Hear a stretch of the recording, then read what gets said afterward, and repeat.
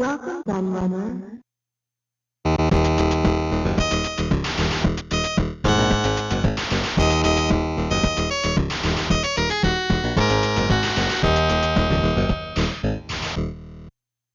The enormous success of the Atari 2600 almost single-handedly created an entire industry, and so it's no surprise that so many other companies wanted a piece of the pie.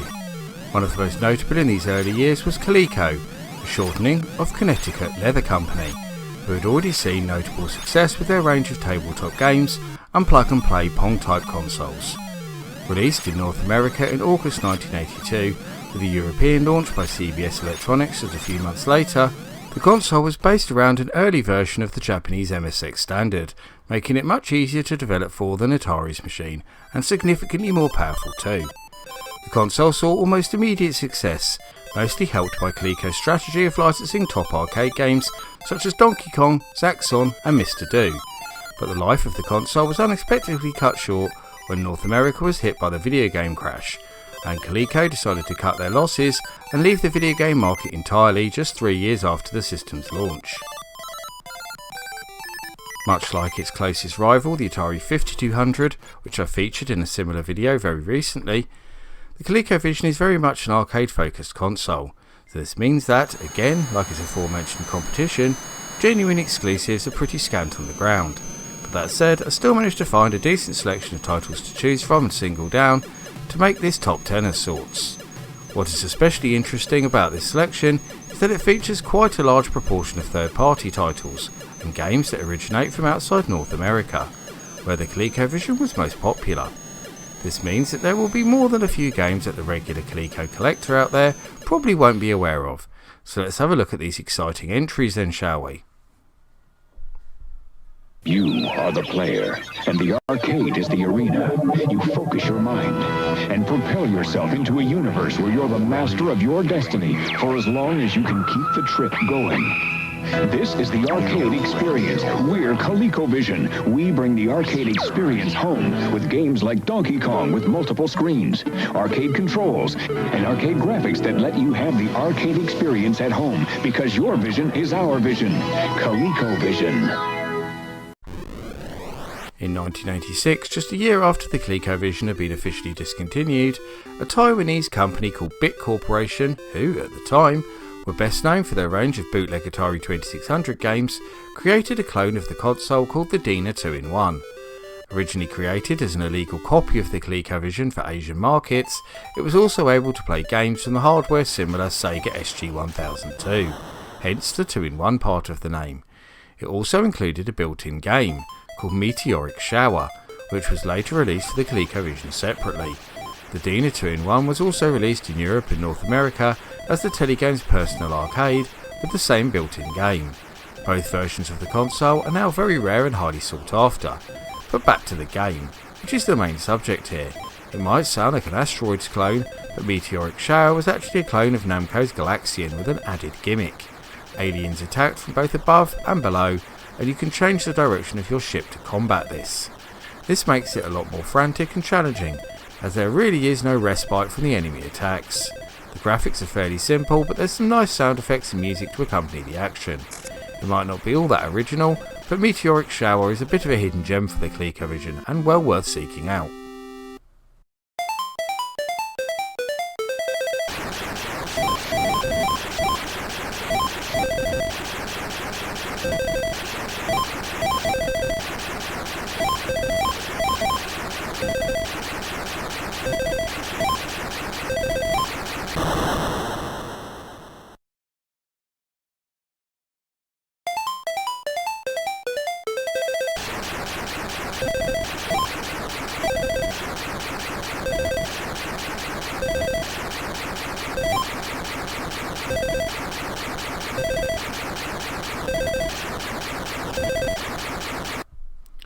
First debuting on our screens in 1979, the Dukes of Hazzard followed the escapades of Bo and Luke Duke of Hazzard County in rural Georgia. But despite the show being specifically centred around these cousins, the undoubted star of the show was their car, a bright orange Dodge Charger known affectionately as the General Lee. The show was hugely successful on both sides of the pond, and so it was obvious that video games based on the series would follow, and Coleco saw it as the ideal subject matter for their expansion module 2, aka the steering wheel controller. The game's plot explains that Daisy Duke has been abducted by Jeremiah Stinge, and your mission is to catch Stinge by passing his blue car whilst avoiding Boss Hogg. The game ends if you're stopped by Boss or you manage to wreck the General Lee. But the burly local sheriff isn't the only thing you need to watch out for, as the road is also littered with oil slicks and damaged bridges that you'll need to hit at just the right speed to jump. If you still find that too easy, there are 4 skill levels to work through too. The graphics here are quite impressive for the time, with the rear view mirror being a particularly nice touch. There's also good sound and music too. Dukes of Hazzard is perhaps a little lacking in excitement compared to the original TV show, but it's still well worth checking out.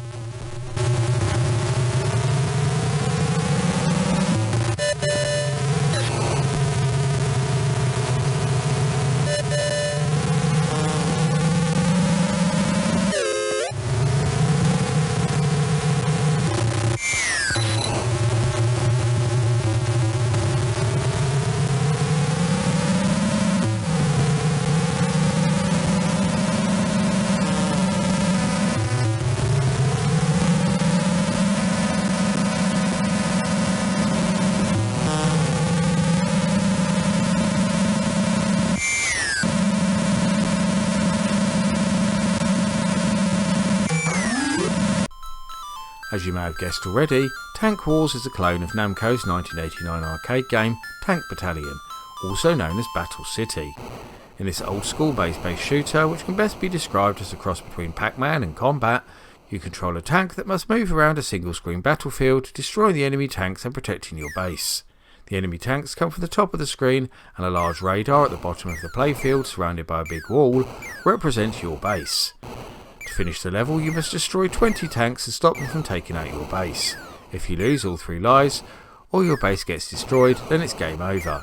The brick walls that make up much of the battlefield and protect your base can be destroyed with your gun, whilst the stone walls are indestructible.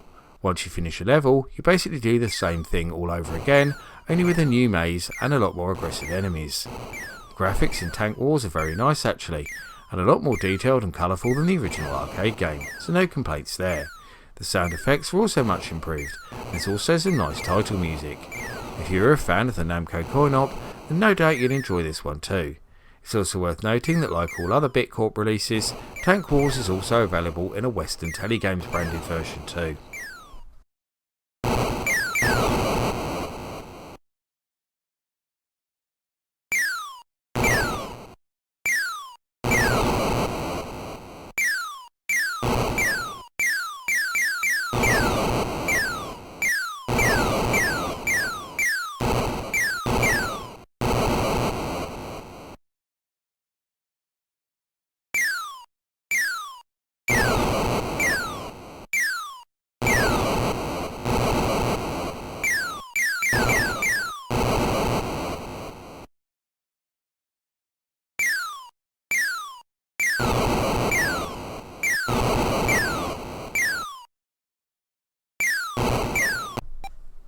What we have right here is the very last commercial game released for the ColecoVision in 1986.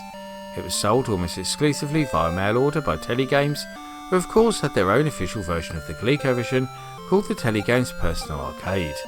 This means many people out there who own the console aren't even aware of it, but they're really missing out because this is actually a great recreation of the popular winter sport and probably the best sports game on the system. In skiing, you can choose to go downhill, where you just have to avoid the trees and go for the fastest time, compete in the slalom, where you must try to make your way through all of the flags and make your way to the finish line, or even mix it up a bit and do both. You can also try to beat your own times, or take on your friends to compete for the gold medal, and this is where the game really becomes fun. Beating a friend on sports games will never get boring, and this game right here is no exception. The graphics in skiing are great, and the cold temperature almost jumps out the screen at you. The sound is less amazing, but does the job well enough, I suppose. The best thing about skiing is that it offers up something a bit different to all the arcade conversions on the ColecoVision, and as the only game of its type on the system, it's almost a default purchase.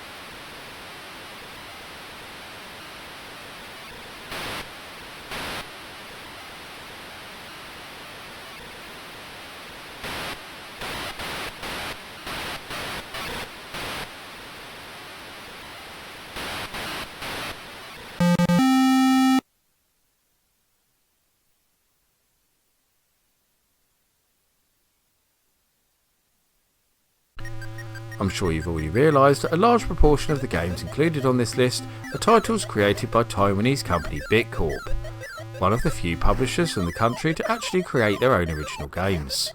Well, I say original because Cosmic Crisis, like most of their other ColecoVision titles, is actually a clone of a popular arcade game.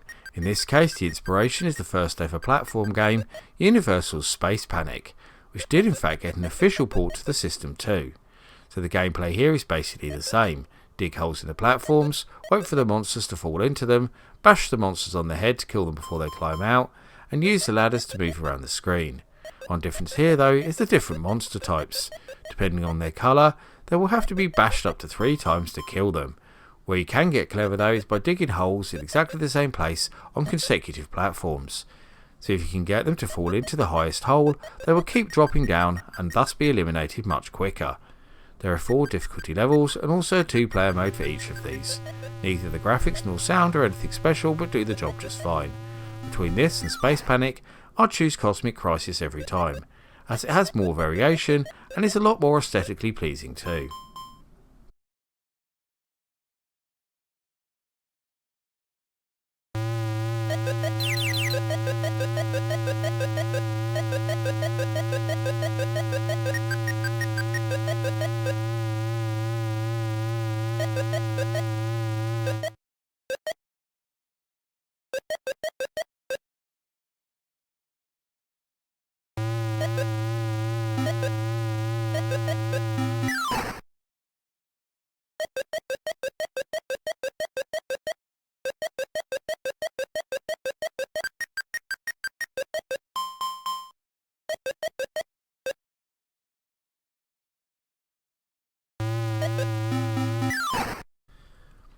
Another ColecoVision exclusive that requires a special controller to play, in this case the Super Action controller, Rocky was the very first game to be based on the famous franchise and uses the 3rd movie as its inspiration. So that means the game features both Rocky Balboa and Clubber Lang, who was famously played by Mr. T, and allows you to play as either or indeed both if you're facing off against a friend. The 4-button controller is perfect for this game as it allows you to independently perform offensive hits to the body or head, defensive blocking for the head and body, as well as ducking across the 3 horizontal planes that make up the ring. Each match consists of either 2, 5, 10 or 15 rounds, each lasting 1 minute each. This is selected via the difficulty level at the start. As well as playing against a computer or a friend, you can also simulate a fight with the CPU controlling both, which is kinda pointless. As you fight, a referee moves around behind you, which is a very impressive feature for the time. He awards you 1 point for hitting the opponent's guard, or 2 points for a punch that connects with the opponent's head or body. Fights can either be won via knockout or points if it goes the distance. The graphics in Rocky are superb, some of the best on the system in my mind. The audio is also excellent, and the gameplay more than matches up to these high standards.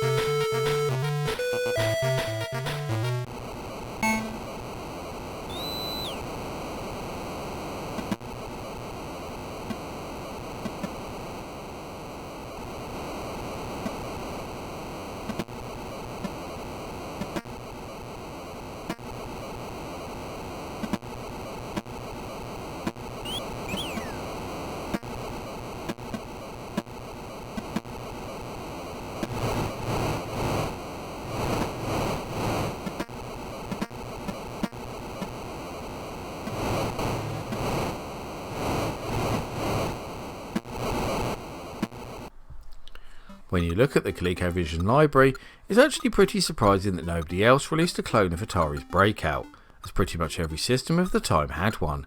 It took Taiwanese company Bit Corporation, and later their Western partners Telegames, to provide the goods. Strike It is actually a closer copy of the sequel Super Breakout rather than the original, but of course the core gameplay remains the same anyway. So you have your bat and ball, bricks to bash, and extra balls that can be released from the cavities in the wall. One thing this interpretation of the classic adds though, is little characters that jump around above the wall. If you release these and catch them with your bat, you earn yourself a big bonus. You start with a quite generous 6 balls, and there is also a series of 2-player modes too, which are pretty innovative. You can either take it in turns to compete for the high score, or play together. Not only that though, there's also a 4-player variation too, where 2 lots of 2 players take it in turns. I suppose you could call this a team game. Visually, the game is just what you'd expect really. There's only so much you can do with a Breakout style title. When it comes to the audio, there is both sound effects and in-game music, although the latter gets very irritating after a while. I'm a real sucker for Breakout games, so it's fair to say that I really enjoyed Strike It.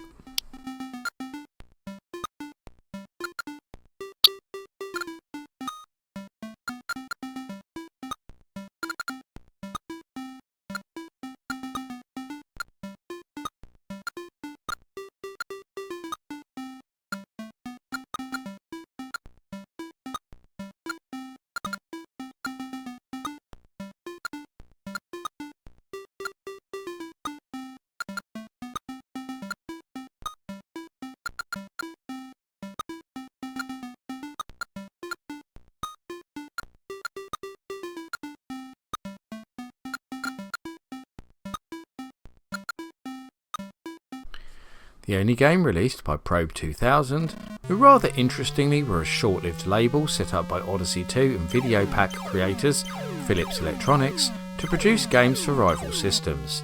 It's pretty clear that War Room was one of many games trying to cash in on the success of the hugely successful Hollywood movie War Games, which did get an official Coleco published game too. In many ways this is quite similar to another game inspired by the Cold War in Atari's Missile Command. The Soviets are launching nuclear missiles at the United States, and it's your job to shoot them down before they can take out any major cities. Air raid sirens signal an attack, so you have to locate the missiles pretty quickly. This is harder than it sounds, as you have to move around a map of the entire United States. That's not all though. In between attacks, you're also responsible for the distribution of food and supplies for those same cities. In return, these residential areas will produce fuel for your missiles. To collect this though, you have to complete a mini-game where you control good old Uncle Sam himself as he runs around a room collecting the goods and avoiding Russian spies before making his escape. War Room is an extremely impressive and very engaging strategy game for the ColecoVision that will keep you playing for a very long time to come.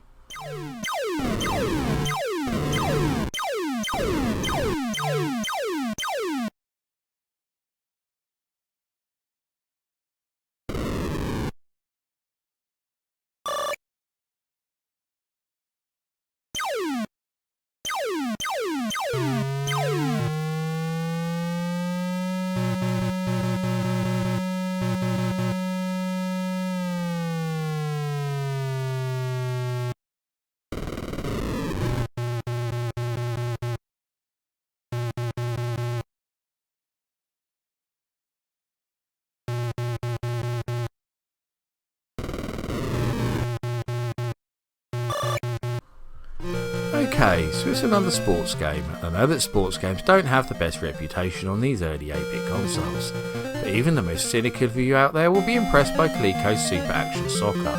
At this moment, I must mention that, rather confusingly, this game is also known as Super Action Football in Europe. Now, this wouldn't be a problem if there wasn't already a game called this, based on Gridiron of course, so fellow Brits will have to excuse me for using the American title here. Like several other titles on this list, this uses the Super Action controllers, hence the name, and this allows for much more advanced controls than similar footy games of the time. This is just one of many areas where the game impresses though, as right from the options screen it makes a wholly positive impression. The different modes on offer here include regular 1 and 2 player games, as well as penalty shootouts too. Once into the game itself, you will notice that it only has 7 players per side, but this isn't much of an issue, and the well-animated players run around a horizontally scrolling pitch. But if you're impressed by the animation, you'll be blown away by the camera zooms that put you right at the heart of the action. You could perhaps argue that Super Action Soccer is a little bit slow, but I'd say it's a pretty minor complaint when you consider the whole package.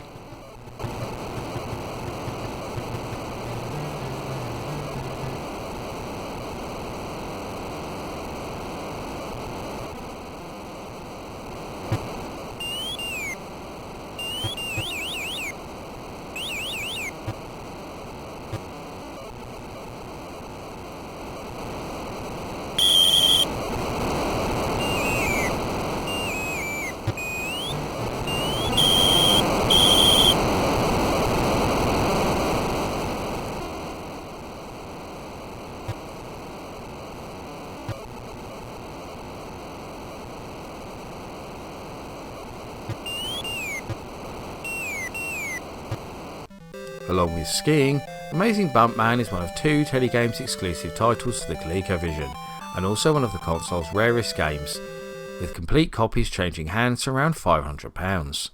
Now you're probably thinking by the name alone that this is some kind of Mario style platformer, but you'd actually be wrong, as Amazing Bumpman is actually an educational game of sorts, with maths being the main focus. Don't let that put you off though, because there is a strong arcade style to this one, as you move the titular character around the hexagonal grid that makes up the playfield, trying to solve equations. You start by trying to match the white numbers up with the green ones by pushing the former onto the latter.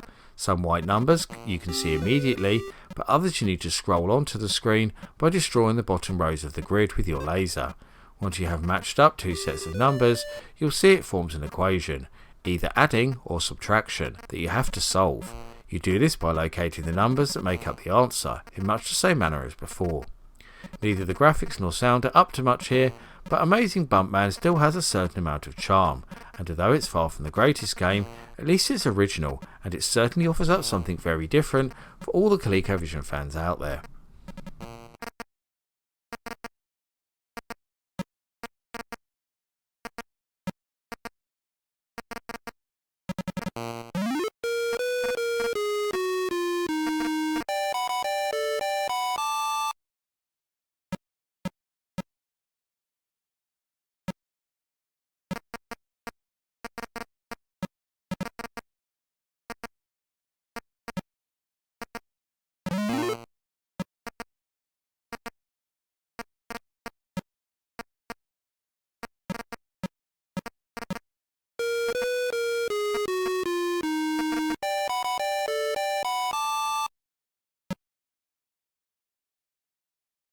Playing on ColecoVision in 1984. War Games, the blockbuster movie, becomes more than just a game on ColecoVision.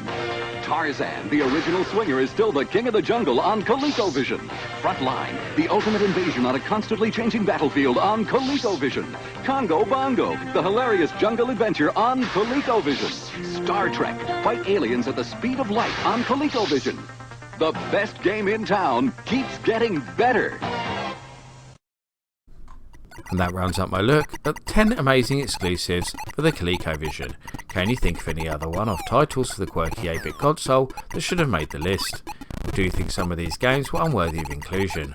I always love to hear the thoughts and views of my audience, so please get typing in that comments section. Before I go though, I must thank all of my loyal patrons who continue to support my channel and make videos like this possible.